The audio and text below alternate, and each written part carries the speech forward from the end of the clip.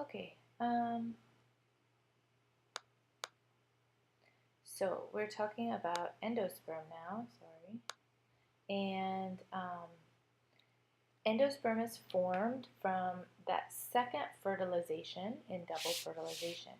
So remember we had the egg fusing with one sperm, and then the other sperm fused with the two polar nuclei, and that forms this strange triploid endosperm. So these are coming from two different sperm cells. They're coming from two different, actually, three different gametophytic cells, female cells from the female gametophyte. And so the embryo is not the same as the endosperm, although together they form one seed. But the embryo is really better considered as a sister of the embryo. It is genetically distinct. It has its own genome. In fact, it's triploid, whereas the embryo is diploid. So the embryo is the embryo is a separate organism to the endosperm. Yet the endosperm is going to be completely consumed by the embryo, either during embryogenesis or during germination. So the endosperm is truly a completely altruistic organism. And so the definition of altruism is that you help out another organism at your own detriment. Okay, and the endosperm is providing nourishment for the embryo to its own demise. It is killing itself in order to feed the embryo. And so it's truly a unique type of organism or tissue, if you will, in um, the entire um, tree of life. Um, in the endosperm of plants is the only tissue that you find genetic imprinting. And there is a high amount of genetic imprinting in the endosperm. And this makes a lot of sense because if you think that the embryo and the endosperm basically have the same genomes, right? Because their cells were formed by mitosis. So they should be more or less identical, except for maybe small differences due to mutations or crossing over. Um, the endosperm is, has a completely different developmental pathway, and this is due to genetic imprinting and also because of the triploid nature of the endosperm, right?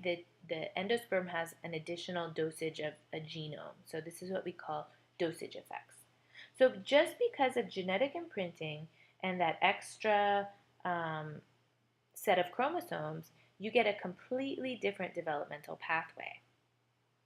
Now, imprinting, hopefully you've already seen imprinting before. Imprinting is a phenomenon that happens where genes are turned on and off, and that can be passed on throughout generations. So in the case of the endosperm, the genetic imprinting will have occurred when the sperm were formed or when the polar nuclei were formed, and then that gets passed on to the zygote through successive rounds of cell division.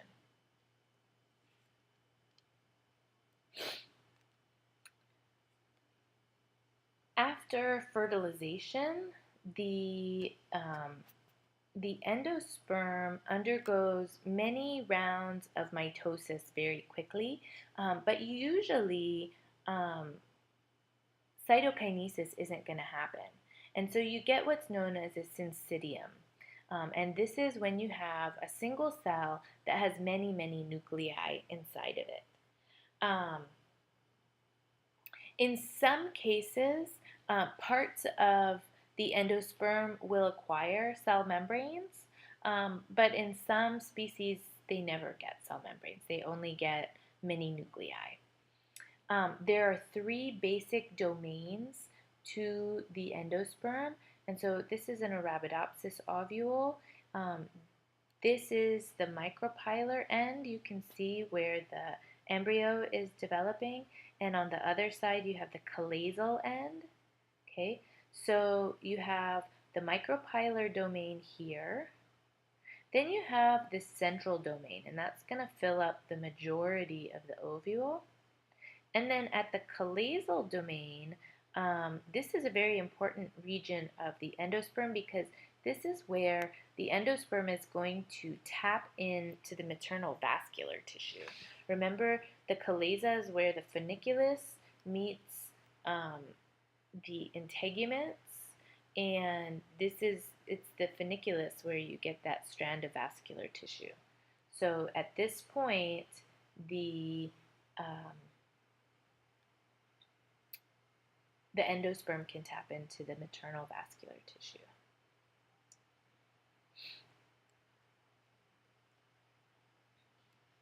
So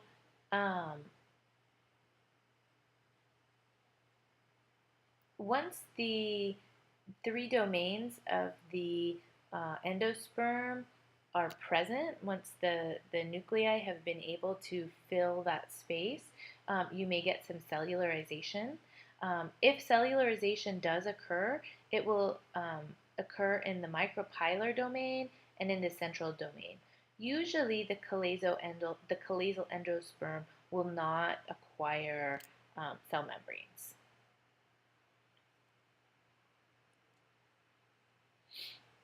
Okay, so here you can see the initial formation of the endosperm and the proliferation of the cells here.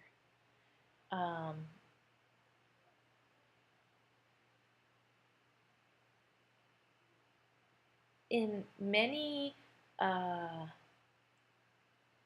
species, usually it's only the monocots.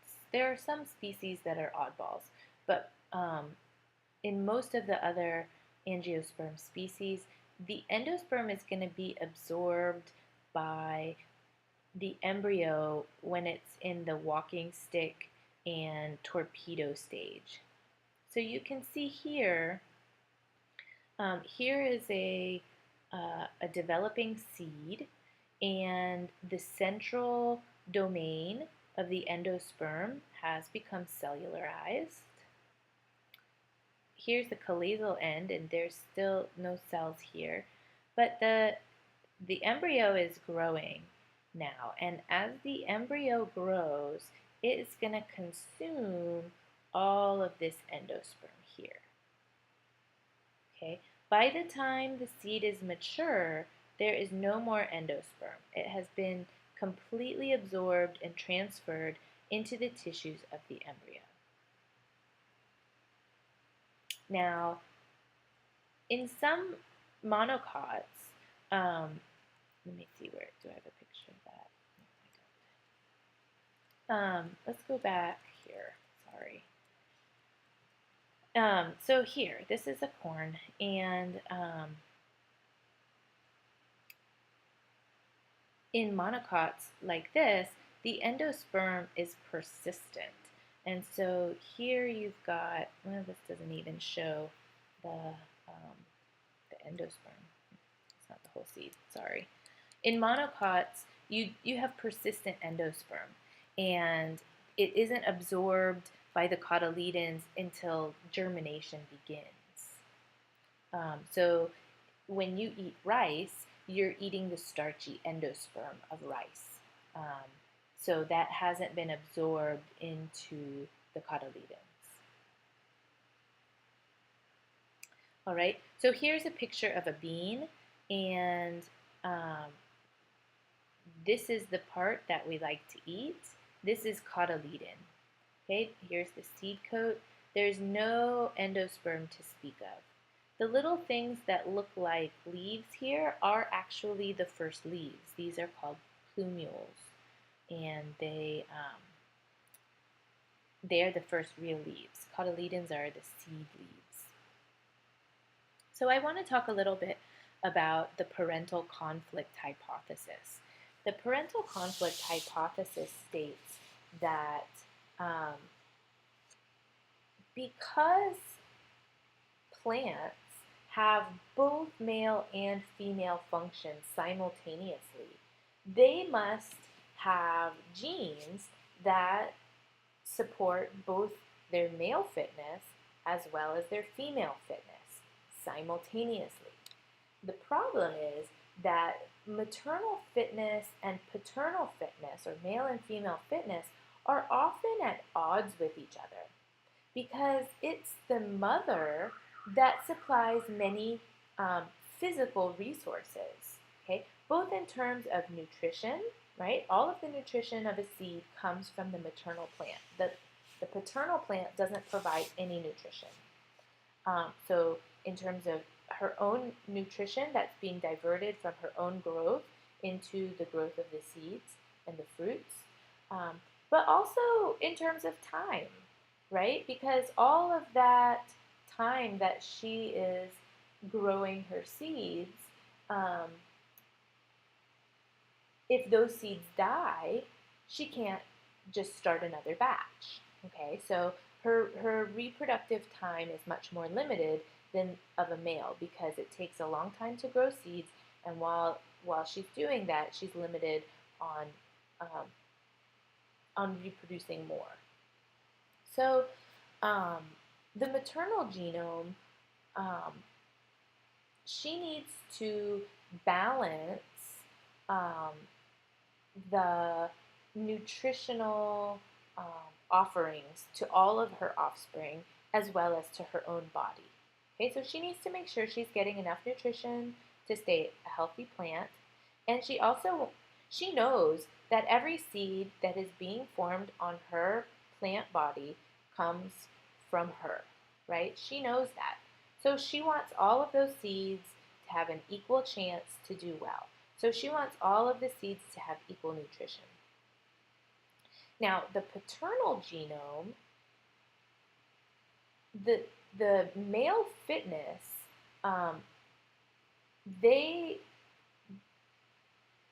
so from the male perspective, he wants to fertilize as many ovules as possible, but he doesn't know what ovules contain sperm from the same plant as himself, right? The only thing that one sperm knows is that I fertilized this ovule. So all of the other seeds on this plant may have come from a different father, right? He doesn't know.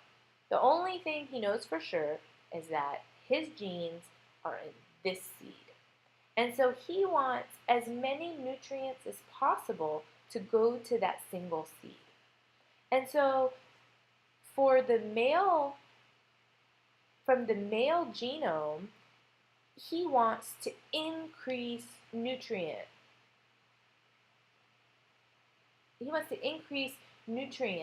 to that single seed, right? Because he wants his own offspring to have the best chance to survive.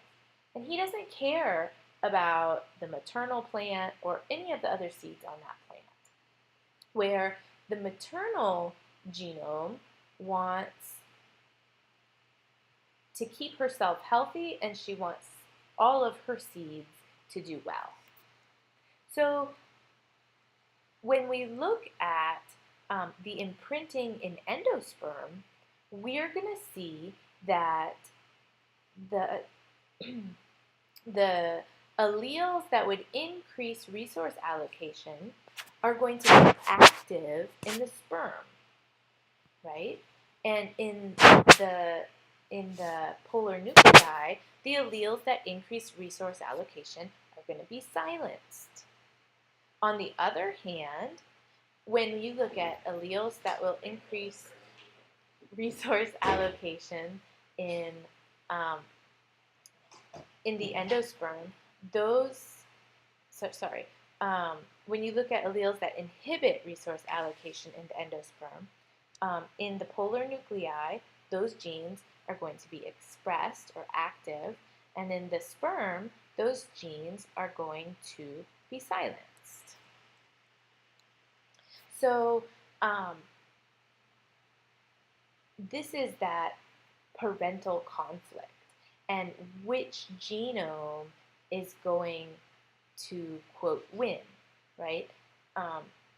Usually it kind of evens itself out. But you can test this hypothesis in different ways. So you can alter the ploidy of um, different plants and see what happens to the endosperm, right? So in a normal cross, you have a diploid mother and you have a diploid father, and what that means for the endosperm is that you have two polar nuclei from the mom, so that's two genomes from the mom and one sperm from the dad. So 2M is for the two sets of chromosomes from the maternal genome and one set of chromosomes from the paternal genome. That gives you a triploid endosperm. Okay, so our first experiment is going to take the father and make the father a tetraploid. So if you have a diploid mother, you still have two polar nuclei, and both of those polar nuclei are still haploid. So we're still going to have two sets of chromosomes from the mom. Now, we're still going to have a single sperm that fertilizes the polar nuclei, but what is the ploidy of the sperm going to be? In a normal diploid plant, the sperm is haploid. But in a tetraploid plant, the sperm will be half of that. Half of 4 is 2, so the sperm will be diploid. So instead of 2M, 2 doses of maternal chromosomes for 1 dose of paternal chromosomes, we'll have 2 doses of maternal chromosomes and 2 doses of paternal chromosomes. So, if you have an extra dose from the paternal genome, is your endosperm going to have more resources, or is it going to have less resources? Is it going to evenly spread out the nutritional resources, or is it going to increase resource allocation? It's going to increase resource allocation because the father wants to ensure that his seed is going to survive. And when you actually test this, you get seeds that are slightly larger than normal. Now, if you do things the other way and you have a tetraploid mother, then what is the ploidy of the endosperm going to be? So our father shouldn't change, right? We'll have a single sperm that's going to fertilize the 2 polar nuclei, and it's going to be haploid, half of the diploid. In the case of the mother, we've got our 2 polar nuclei, but what are the ploidies of those polar nuclei? Normally, each polar nucleus is haploid because half of a diploid is a haploid. But if the mother is a tetraploid, then each polar nucleus is going to be diploid, right? You go from 4N, and in meiosis, you'll cut that in half to 2N.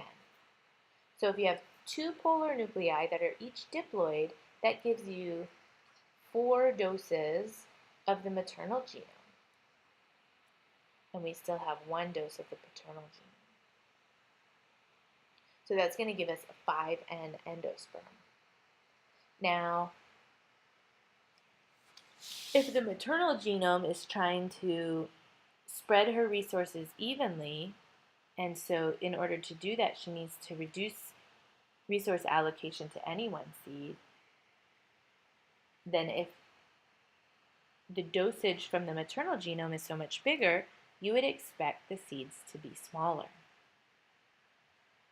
And when you actually do this experiment, that is just what happens. Now, you can also test parental conflict by changing how the